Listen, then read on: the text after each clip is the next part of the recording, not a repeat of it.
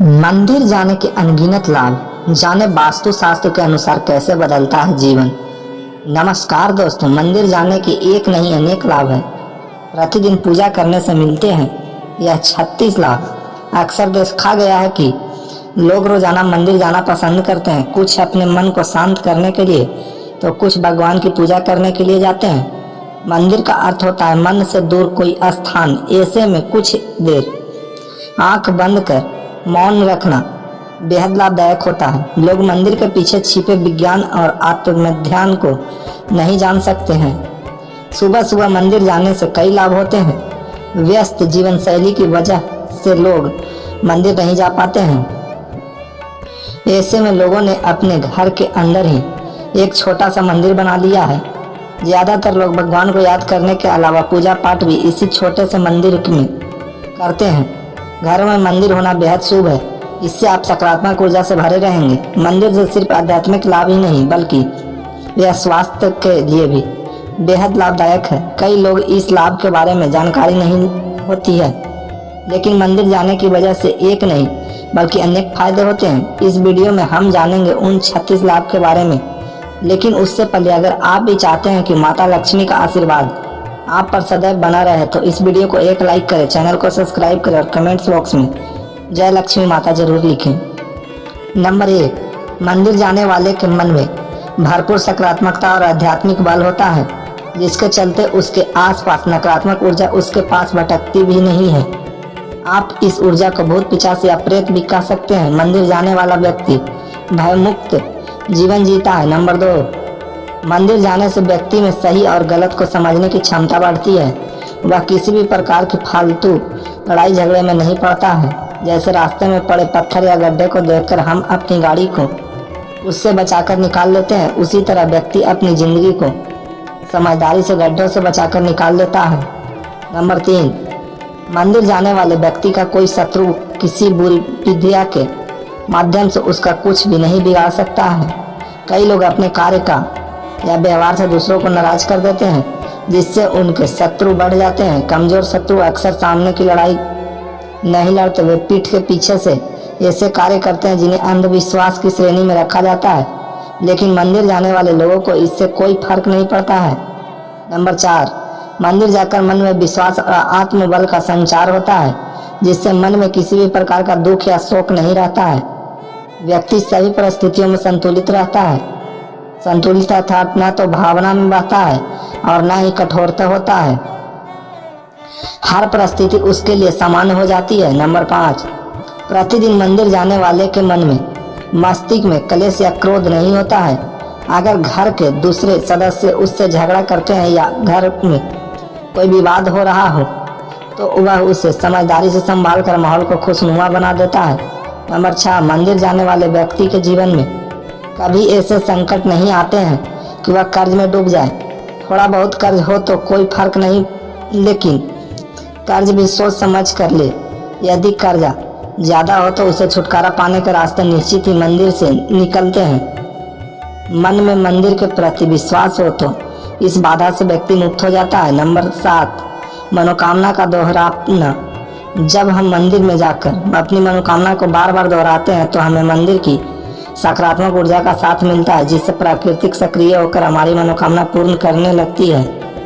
Number 8, मंदिर जाने से हमें पंचांग और त्योहारों की जानकारी मिलती है, जो हमारे जीवन को समृद्ध करती है। नंबर 9, मंदिर में जाकर जब आप मंदिर के नियमों का पालन करते हैं, व्रत उपवास और पूजा पाठ में विश्वास करते हैं, सोच समझकर आहार व्यवहार करते हैं, तो आपको किसी भी प्रकार का रोग या बीमारी नहीं होगी। नंबर 10, अगर आप बेरोजगार हैं या आपका व्यापार नहीं चल रहा है तो निश्चित ही आपको प्रतिदिन मंदिर जाना चाहिए। आपको जल्द ही सफलता मिलेगी। हालांकि जो व्यक्ति प्रतिदिन मंदिर जाकर प्रार्थना और पूजा पाठ करता है उसके साथ यह समस्या नहीं रहती। अगर होती भी है तो वह दिमाग पर बोझ नहीं डालता बल्कि कर्म करता रहता है और अंत में सफल हो ही जाता है। नंबर 11, बहुत से लोगों को अनावश्यक भय और चिंता सताती रहती है, जिसके कारण वे तनाव में रहने लगते हैं। तनाव में रहने की आदत भी हो सकती है, जिससे व्यक्ति कई तरह की बीमारियों से घिर सकता है। लेकिन मंदिर जाने वाले के दिल और दिमाग में यह सब नहीं रहता है। नंबर 12, मंदिर में जब व्यक्ति हाथ जोड़कर खड़ा होता है तो हाथ जोड़ने से हमारे दिल और हृदय को लाभ मिलता है, वही इससे प्रतिरोधक क्षमता का विकास भी होता है। कहते हैं कि हथेली और उंगलियों के उन बिंदुओं पर दबाव पड़ता है जो शरीर के कई अन्य अंगों से जुड़े होते हैं, इससे उन अंगों में ऊर्जा का संचार होता है। नंबर 13, जब हम मंदिर में आरती या कीर्तन के दौरान ताली बजाते हैं तो यह एक प्रेशर का काम करती है, इससे हमारा रक्त संचार सुचारू रूप से संचालित होता है और शरीर की मांसपेशियां भी मजबूत होती है।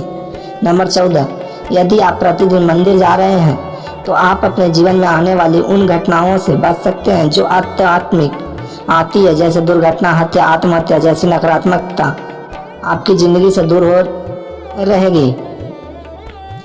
नंबर 15, मंदिर में कई तरह के सुगंधित फूल अर्पित किए जाते हैं जिनकी सुगंध से मन फुल्लित होकर सादगी से मुक्त हो पाता है।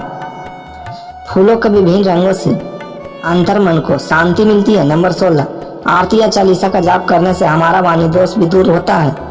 ओम के उच्चारण से हमारा चित्त एकाग्र होता है। नंबर 17, आरती के बाद जब हम नमस्कार और दंडवत प्रणाम करते हैं तो हमारे मन में विनम्रता और श्रद्धा का भाव जागृत होता है, इससे अहंकार और घमंड का नाश होता है। नंबर 18, यदि आप प्रतिदिन मंदिर जाते हैं तो आप पर किसी भी प्रकार के ग्रह और नक्षत्रों का बुरा प्रभाव नहीं पड़ता है। ग्रह बाधा से आप मुक्त रहते हैं। मंगल दोष, शनि या अन्य किसी ग्रह की बाधा हो, साढ़े आहार हो तो घबराने की जरूरत नहीं है। नंबर 19, प्रातःकाल पैदल ही मंदिर जाने से व्यापार में भी वृद्धि होती है और हमें प्राणवायु भी अच्छी तरह से प्राप्त होती है। प्रतिदिन सूर्य की धूप के स्पर्श से सेहत में सुधार होता है। नंबर 20, हर मंदिर में पीपल, बरगद, नीम, केला और तुलसी आदि के वृक्ष होते हैं। जब हम इन वृक्षों को में जल अर्पण करते हैं या उन्हें नमस्कार करते हैं तो यह वृक्ष भरपूर ऑक्सीजन के साथ ही दिव्यता भी प्रदान करते हैं जो हमारे मन और मस्तिष्क को स्वस्थ रखते हैं। इससे हमारे मन में शांति आती है। नंबर 21, आरती लेने से हमारी हथेली की कोशिकाओं को दिव्य ऊष्मा मिलती है और हमारे भीतर मौजूद सभी विषाणु और जीवाणु समाप्त हो जाते हैं। जब हम आँखों पर हथेलियाँ रखते हैं तो उनकी गर्माहट आँखों के पीछे की सूक्ष्म रक्त वाहिकाओं को खोल देती है, जिससे उनमें अधिक रक्त प्रवाहित होने लगता है और हमारी आँखों की ज्योति बढ़ती है। नंबर 22, मंदिर जाने से धार्मिक ज्ञान भी बढ़ता है क्योंकि वहाँ गीता, वेद, उपनिषद आदि के बारे में जानकारी मिलती रहती है। नंबर 23, मंदिर की भूमि को सकारात्मक ऊर्जा का क्षेत्र माना जाता है। यह ऊर्जा भक्तों के पैरों के जरिए ही प्रवेश करती है, इसीलिए हम मंदिर के अंदर नंगे पांव जाते हैं। नंबर 24, मंदिर में भगवान की परिक्रमा से शरीर में सेहत के लाभ मिलते हैं। वही यह धरती के गुरुत्वाकर्षण की शक्ति से जुड़कर हमारे शरीर का तनाव निकाल देता है। साथ ही मंदिर के गुंबज और उसके कलश से प्रवाहित हो रही ऊर्जा हमारे शरीर को प्रवाहित करके सकारात्मक ऊर्जा प्रदान करती है। नंबर 25, मंदिर में घंटी की झंकार करीब 7 सेकंड तक गूंजती है जो मन और मस्तिष्क से विवाद हटाकर शांति प्रदान करती है। ऐसे भी कहा जाता है कि छोटी घंटी से विपत्ति दोष संतुलित होता है, साथ ही इस ध्वनि से बैक्टीरिया भी नष्ट हो जाते हैं। नंबर 26, आरती के बाद जब शंख बजाया जाता है तो यह श्रद्धालुओं के लिए बहुत सुखद और स्वार्थवर्धक होता है। शंख बजाने वाले के फेफड़े भी मजबूत होते हैं। नंबर 27, प्रतिदिन मंदिर जाकर जब व्यक्ति अपने मस्तक या दोनों भवों के बीच चंदन या केसर का तिलक लगाता है तो इससे शांति का अनुभव होता है और एकाग्रता भी बढ़ती है। तरह से जहाँ तिलक लगाया जाता है उसके ठीक पीछे आत्मा का निवास होता है। आज्ञा चक्र और सहरसा चक्र के बीच के बिंदु पर आत्मा निवास करती है जो नीले रंग की होती है। आता चंदन लगाने के आध्यात्मिक लाभ भी है।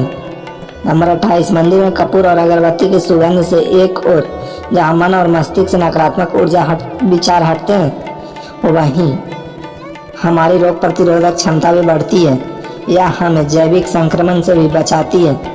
मंदिर की सुगंधित हवा में रहने से बैक्टीरिया नष्ट हो जाते हैं और किसी भी प्रकार का वायरल इन्फेक्शन नहीं होता है क्योंकि मंदिर में कपूर का धुआं होता रहता है। नंबर 29, अव्यवस्थित की अधिकता और अनेक तत्वों का दायित्व हो तो मंदिर जाने से हमारी सामाजिकता प्रतिष्ठा बढ़ती है, साथ ही हमारी जान पहचान भी बढ़ती है। नंबर 30, मंदिर में दिए गए दान के अनेक लाभ होते हैं। दान करने से हमें कृतज्ञता रहती है और हम चीज़ों के प्रति आस्तिक नहीं पालते। इसके साथ ही हमारे सामाजिक दायित्वों का भी निर्वाह होता है। नंबर 31, आरती के बाद जब देवी देवताओं, भारत माता आदि के जय घोष होते हैं तो इससे आत्मविश्वास के साथ ही देशभक्ति भी जागृत होती है। इसी के साथ हर मंदिर में गौ रक्षा और गौ हत्या बंद करने का संकल्प भी लिया जाता है। नंबर 32, प्रार्थना में अद्भुत शक्ति होती है। प्रार्थना करने वाला व्यक्ति मंदिर के ईश्वर माध्यम से जुड़कर अपनी बात ईश्वर या देवी देवता शक्ति तक पहुंचा सकते हैं। देवता सुनने और देखने वाले हैं। प्रतिदिन की जा रही प्रार्थना का देवताओं पर असर होने लगता है। प्रार्थना में जो शक्ति है वह मानसिक या वाचिक ध्वनि के रूप में आकाश में चली जाती है।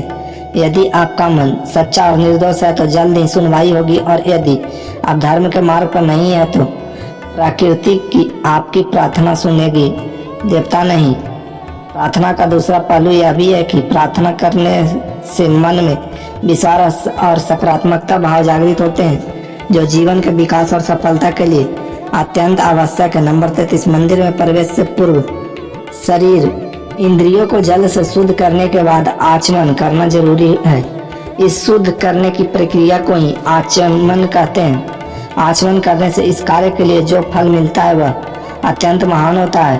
पहले उंगली मिलाकर एकाग्रचित्त से पवित्र जल से बिना शब्द किए 3 बार आचमन करने से महान फल मिलता है। आचमन हमेशा 3 बार करना चाहिए, इससे मन और शरीर शुद्ध होते हैं। नंबर 34, मंदिर में शिखर होते हैं जिसके भीतर सतह से टकराकर ऊर्जा तरंग और ध्वनि तरंग व्यक्ति के ऊपर पड़ती है।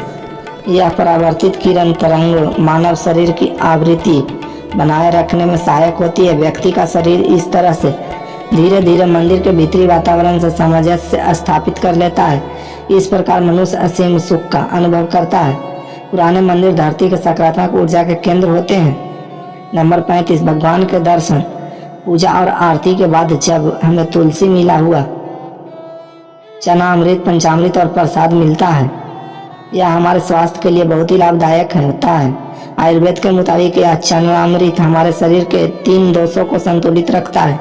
चना अमृत के साथ दी गई तुलसी को हम बिना चबाए निगल लेते हैं, जिससे हमारे सभी रोग ठीक हो जाते हैं। नंबर 36, पूजा एक रासायनिक क्रिया है जो इस समय के लिए नहीं होती। इससे मंदिर के भीतर वातावरण की pH वैल्यू कम हो जाती है, जिससे व्यक्ति की pH वैल्यू पर असर पड़ता है। यह आयोनिक क्रिया शारीरिक रसायन को बदल देती है और यह क्रिया बीमारियों को ठीक करने में सहायक होती है। दवाइयाँ भी यही क्रिया करती है जो मंदिर जाने से होती है। तो दोस्तों, अगर आपको हमारी दी गई जानकारी अच्छी लगी हो तो वीडियो को एक लाइक करें, साथ ही अपने मित्रों को वीडियो शेयर करें।